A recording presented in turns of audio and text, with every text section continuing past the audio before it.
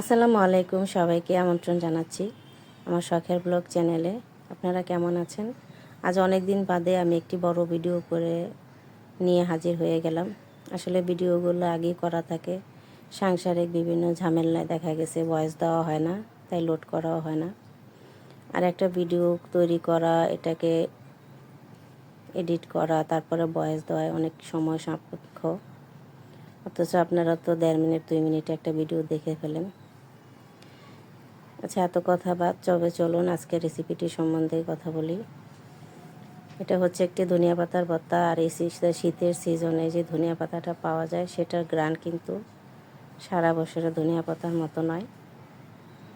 এই সিজনে ধনিয়া পাতার গ্রানটাই কিন্তু অন্যরকম। আর আমি এটার ভর্তা বানিয়ে নেব।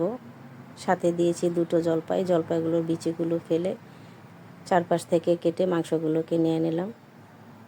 তারপরে চুলাতে আমি তাওয়া বসিয়ে দিলাম, দিয়ে প্রথমেই বেশ খানিকটা কাঁচামরিচ দিয়ে দিলাম, আর লাল মরিচটাও দিলাম।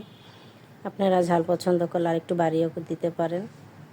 এটা ভালোভাবে ভেজে নেব।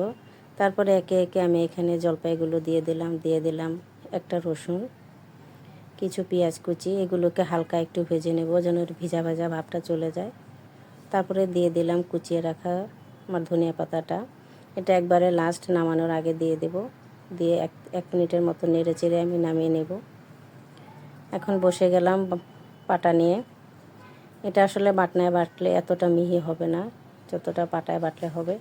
তাই আজকে আমি ভর্তাটা পাটায় বেটে নিলাম, আর যতটুকু সম্ভব মিহিভাবেই বেটে নেব। প্রথমে এক বাটা আমি দিয়ে নিচ্ছি, আর এখন দ্বিতীয়বার বেটে নিচ্ছি।